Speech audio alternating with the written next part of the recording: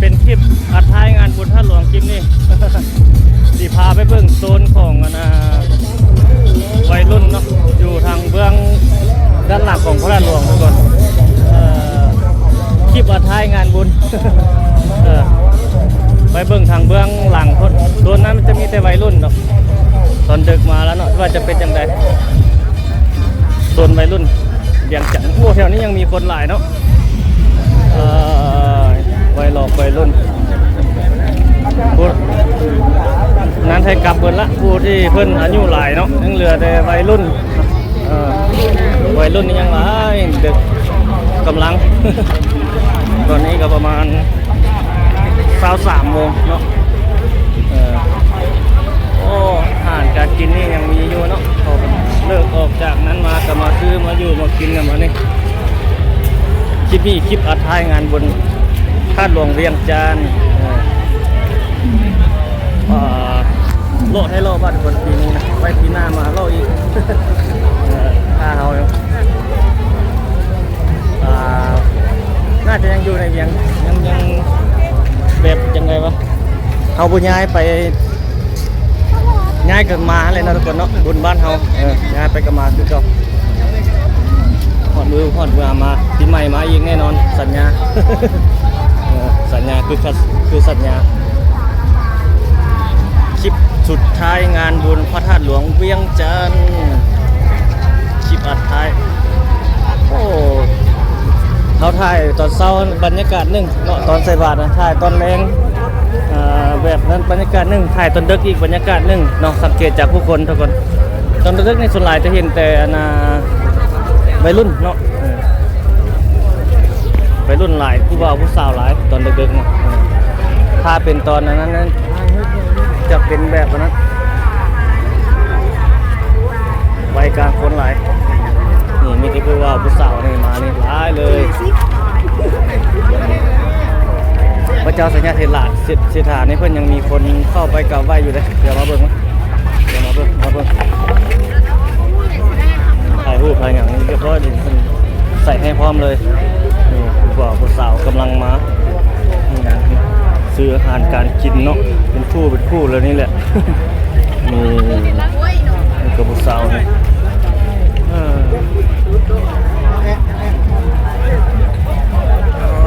คนเพียงเข้าไปเขาไปอยู่ยังหลายเลยที่เข้าไปเขาไปเจ้าสัญญาฐานที่ราชและกับพระธาตุหลวง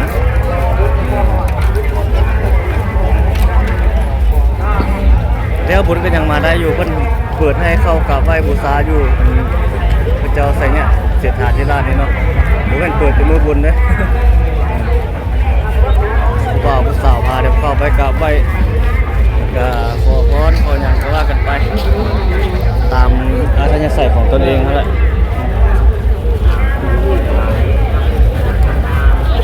โอ้อย่างเด้อรอบดึกนี่ส่วนทางเบื้องอันเข้ามาแต่ทางถนนกำแพงเมืองพุ่นยังมีหลายเนาะเจ้าทั้งหลายจะเข้าไปกราบไหว้บูชา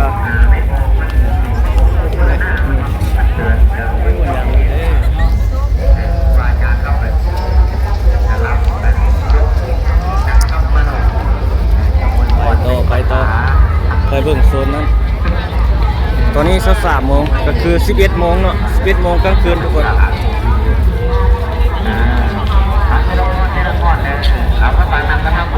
ไปเบิ่งโซนตรงนั้นแล้วก็ถือว่าจบ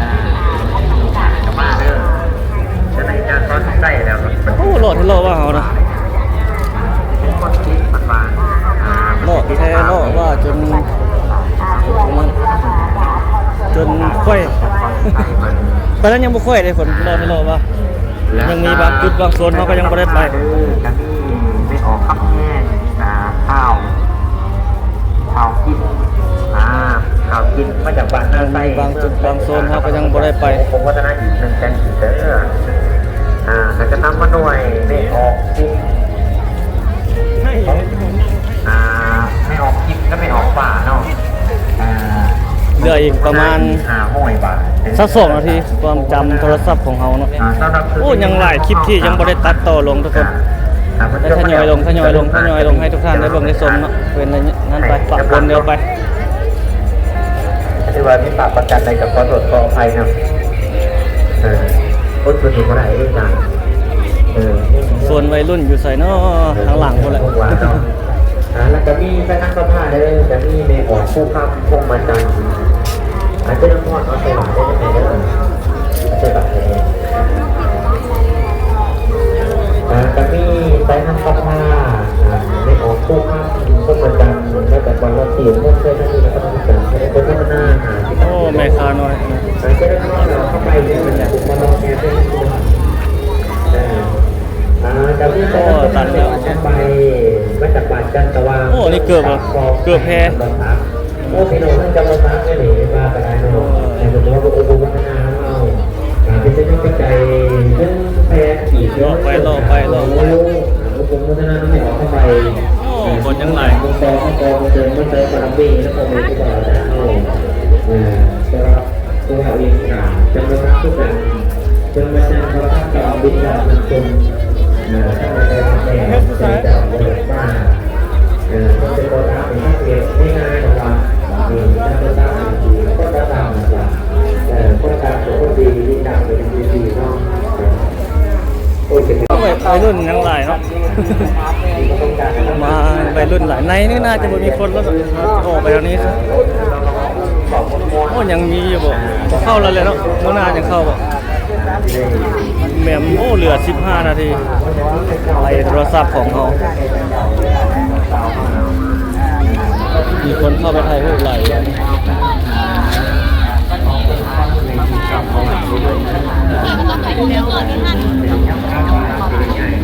รอบดึก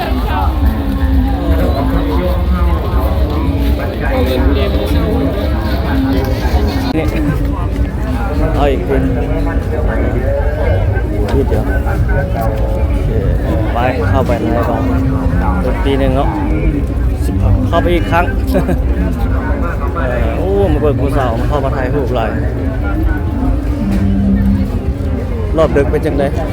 หน้าผาเงินลาวรอบดึกงานบนท่าหลวงโอ้ยังมี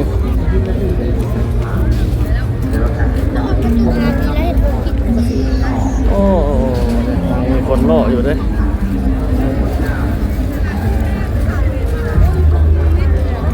จะรอถ่ายรูป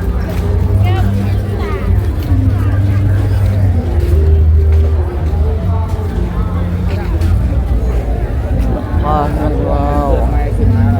ไปขวด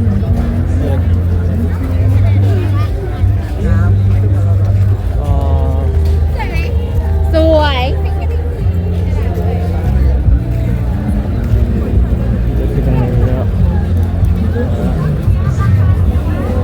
ทำไมก็จะถ่ายรูปถ่ายอย่าง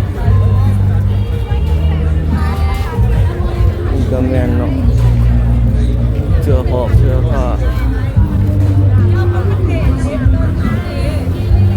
อยู่ในเรือนงาน รอบดึกคลิปอัดท้ายงานบุญท่านหลวงเวียงจันทร์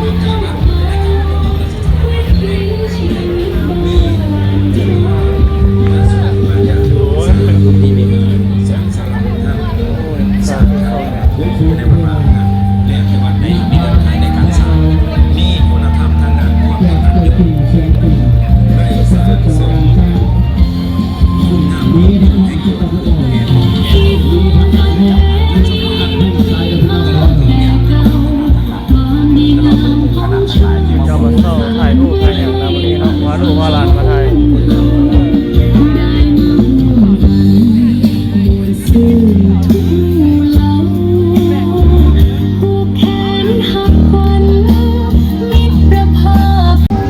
จะยังถ่ายอยู่เด้จะเศร้าชุดจะถ่าย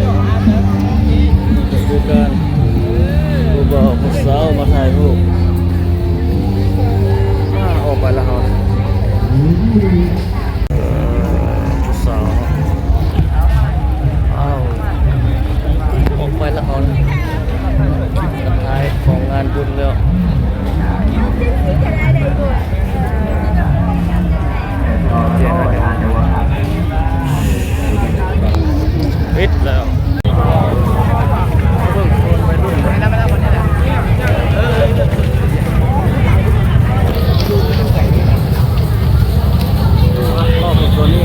อบดึกว้าวส่วนวัยรุ่นรอบดึกยังเดือดด้วยนี่แต่นี่วัยรุ่นตอนนี้ก็ยังมีคือนะส่วนวัยรุ่นยังหลายคนเนาะ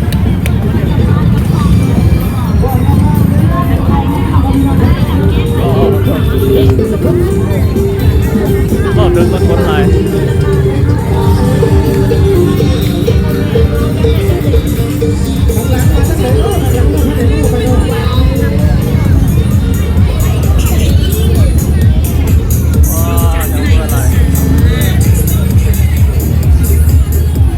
ส่วนนี้รอบดึกแห้งหลาย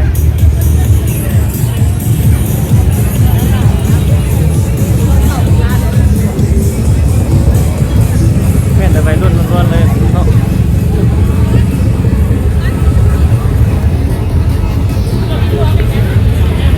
วัยรุ่นรอบดึก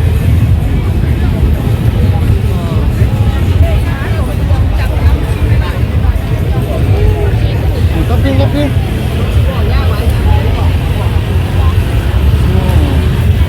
วัยรุ่นเวียงจันทร์ผู้บ่าวผู้สาวน้อยเวียงจันทร์ยังเดือดโดนนี้ละลาย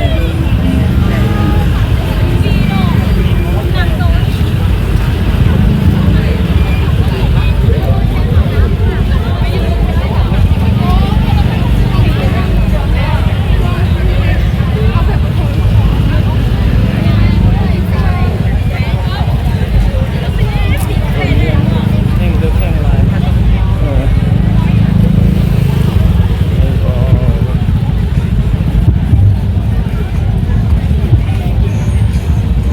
ช่วงดึกแห้งหลายประมาณนั้น1 โมงไม่จีหายไว้พวกนี้เสา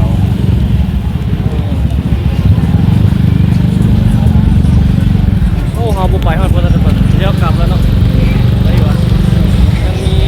เทคนิคบาร์อยู่แถวนั้นต้นนั้นก็ยังมีอยู่นะ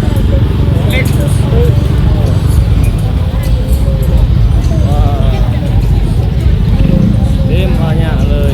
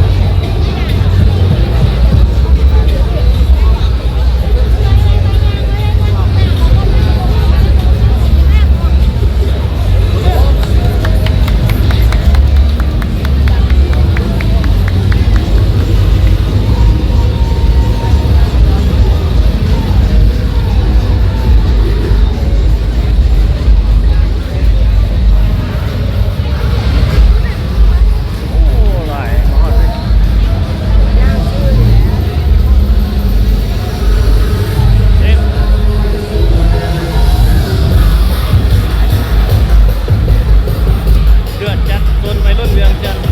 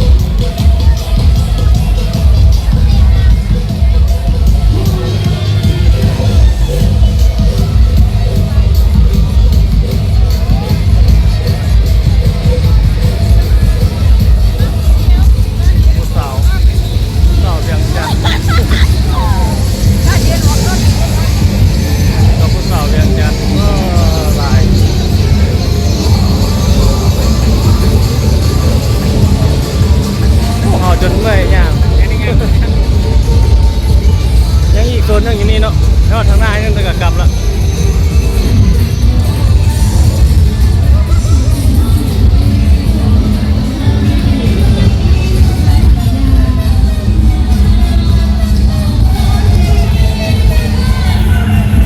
ใครที่อยากได้ผักปูไปไส้ไปกิวยุ่งแยะดูซ่าใส่มาหาให้นี่อยู่คูหนึ่งเต็มเลยอะไร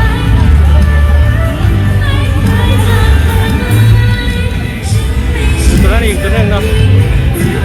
เอาไปทอดตัวนั้นแล้วก็กลับคืนแล้ว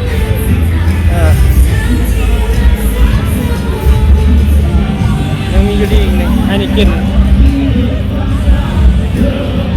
โซนปิดท้ายงานบุญท่าหลวงเวียงจันทน์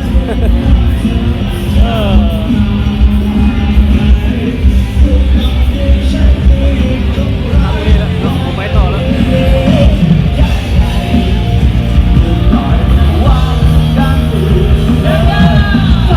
กู้ภัยนครหลวงเวียงจันทน์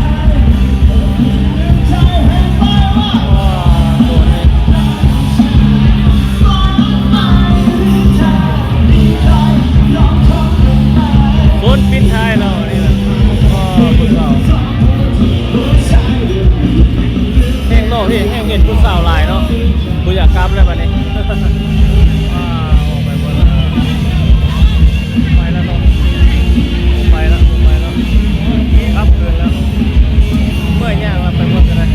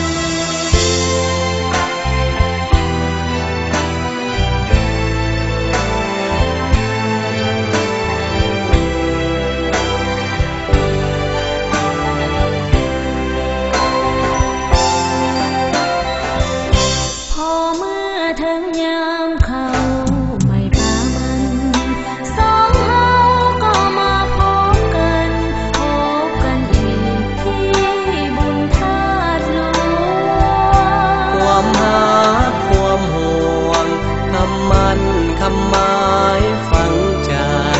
ที่เฮาสัญญากันไว้เปลี่ยนใจไปแล้วหรือยังให้แสงจันทร์เพ็ญลอยเด่นอยู่บนน่านฟ้า